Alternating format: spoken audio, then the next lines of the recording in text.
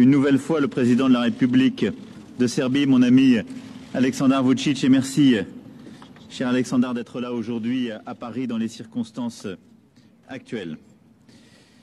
Je garde en mémoire l'accueil extraordinaire reçu par moi-même et organisé par tes soins avec beaucoup d'amitié lorsque j'étais venu à Belgrade en juillet 2019. Et je garde un souvenir extrêmement ému et chaleureux des moments passés ensemble et des échanges avec le peuple serbe. La pandémie mobilise aujourd'hui l'énergie de nos pays, de nos institutions, mais il est indispensable que nous continuions à dialoguer, à travailler avec nos voisins immédiats et en particulier les Balkans occidentaux et je veux dire tout particulièrement la place qu'a la Serbie pour nous. Vous connaissez ma détermination d'abord à renforcer l'Union européenne, à en faire un espace politique plus autonome, contribuant au développement économique, à la sécurité et, disons-le, au bonheur de nos concitoyens et de ceux de nos voisins. Et dans ce contexte-là, le dialogue que nous entretenons ensemble depuis maintenant un peu plus de 3 ans est à mes yeux essentiel. Nous avons défini l'an dernier une nouvelle méthodologie pour mener les négociations d'adhésion à l'Union européenne. Je tiens à remercier le président Vučić qui, dès le début, a marqué sa disponibilité à cette nouvelle méthodologie et je pense qu'il nous faut ensemble continuer à avancer pour être au rendez-vous des engagements pris, accélérer la mise en œuvre des réformes et des progrès nécessaires à la Serbie dans son chemin vers l'Union européenne et continuer aussi collectivement à répondre aux aspirations des peuples. Et je l'ai dit lorsque j'étais venu à Belgrade, je le redis ici avec beaucoup de force et de conviction. Je souhaite, et nous avons commencé à le faire, que la France et l'Union européenne soient plus présentes sur le plan de l'éducation, de la culture, des investissements économiques, de la santé bien évidemment, et que ce chemin soit scandé par des avancées concrètes. Nous allons également discuter avec le président Vučić de l'avenir des relations entre la Serbie et le Kosovo. Un processus de négociation très important est mené sous les auspices de l'Union européenne et je veux dire ici tout le soutien qui est le nôtre au représentant spécial de l'Union européenne, Miroslav Lajčák. Je resterai aux côtés de la chancelière Angela Merkel, engagée personnellement. J'ai également échangé en novembre dernier avec le Premier ministre du Kosovo, Abdullah Oti, et à la suite des élections prochaines au Kosovo, j'engagerai également le dialogue avec le futur Premier ministre. Mais là aussi, nous avons eu des échanges multiples de confiance avec le président Vučić sur ce sujet. Et je dois saluer d'ailleurs les risques qu'il a su prendre à plusieurs reprises pour proposer des solutions innovantes. Et je suis prêt à les accompagner. Les seules solutions qui permettront de faire avancer ce sujet, qui est un sujet, je dirais, intime pour votre pays, pour votre peuple, ce sont celles qui seront évidemment agréées de part et d'autre, reconnues, et qui nous permettront enfin de régler ce sujet essentiel au cœur de notre Europe. Et je veux dire ici le soutien qui sera le mien à l'égard de toutes celles et ceux qui veulent faire avancer les relations entre la Serbie et le Kosovo et régler ce sujet. Comptez sur mon engagement et je continuerai d'être à vos côtés pour avancer sur cette voie, celle de la normalisation des relations, mais celle aussi qui cherche à construire la stabilité et la paix dans cette région. Et je sais que c'est votre objectif. Notre relation bilatérale continue elle aussi de progresser. Je suis heureux de constater que la visite que j'évoquais de juillet 2019, les nombreuses visites que vous avez eu l'amitié de rendre à la France également depuis un peu plus de 3 ans, ont permis d'accélérer nombre de relations. Le dossier emblématique du métro de Belgrade en est un. C'est la France qui réalise actuellement l'étude de faisabilité. Dernière étape avant un début de construction en 2021. C'est dans un matériel et des équipements français construits par Alstom et d'autres partenaires français que circuleront les Belgradois à partir de 2028. Je pourrais évoquer aussi l'exploitation de l'aéroport de Belgrade par Vinci, la construction de l'usine de retraitement de déchets de la métropole de Belgrade par Suez. La Serbie est un allié, un partenaire, et nous continuerons d'avancer sur ces sujets économiques ensemble. Je souhaite que la France soit plus présente, plus forte, et continue d'investir. J'aurais souhaité d'ailleurs que la France et l'Europe puisse être à vos côtés davantage présent sur le sujet des vaccins. Et je salue votre engagement en la matière et votre volontarisme.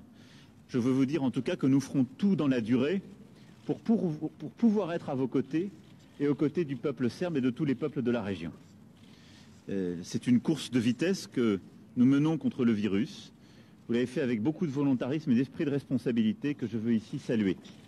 Mais je pense que nous, Européens, devons aussi avoir encore plus d'efficacité sur ce sujet. Je sais que c'est également la volonté de la chancelière Merkel, de la présidente von der Leyen, et nous continuerons dans les prochaines semaines et les prochains mois à accélérer les choses pour aller plus vite sur ce sujet à l'égard de nos populations, mais mieux accompagner aussi nos amis. Voilà, cher Président, cher Alexander, merci infiniment d'être là aujourd'hui à Paris. Merci de continuer à faire avancer nos relations avec beaucoup d'amitié. Et vous savez que vous avez un peuple ici qui aime le vôtre. Nos histoires l'ont toujours montré. Et je crois pouvoir dire que vous avez également un ami à Paris. Merci beaucoup.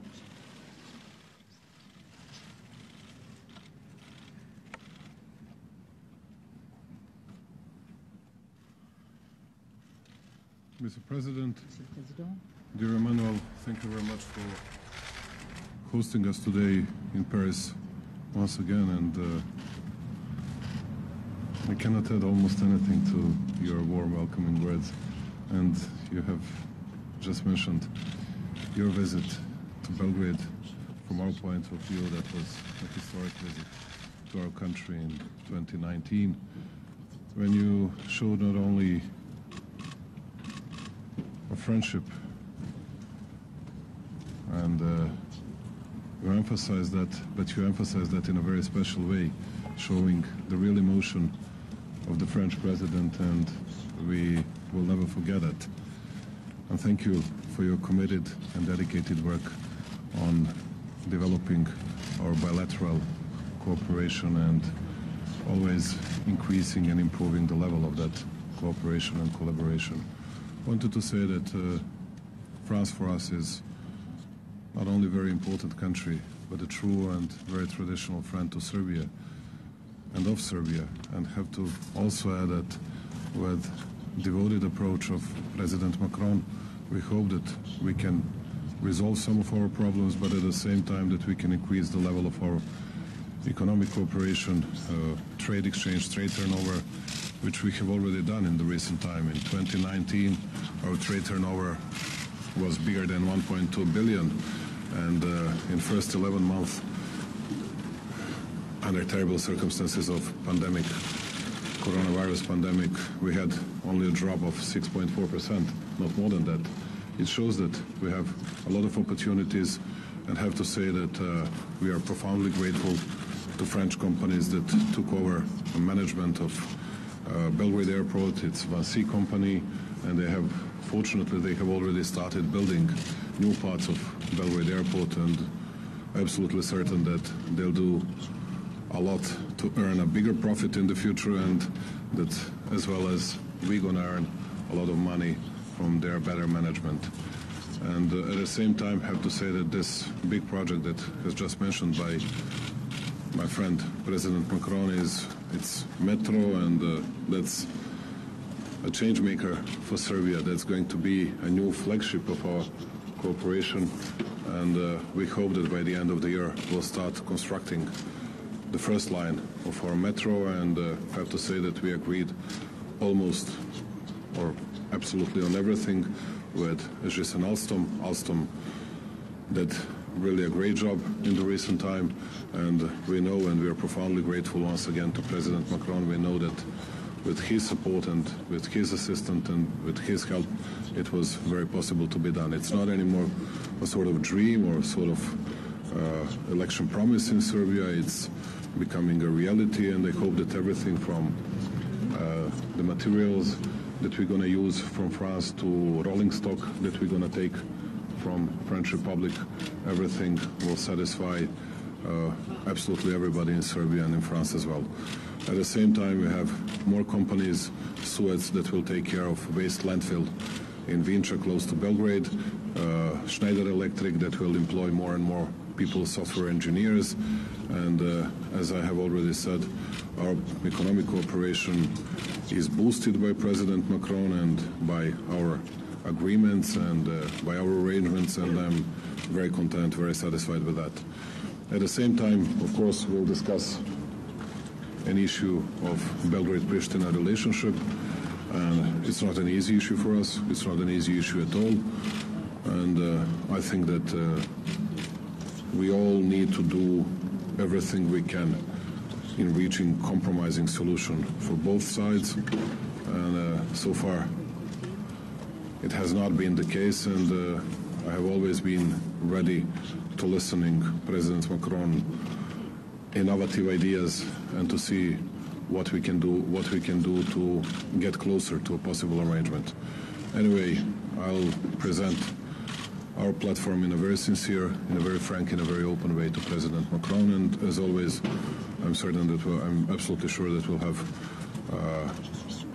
honest and fully opened conversation, and then at the end we hope that with the leadership of President Macron that we can do something in the times to come.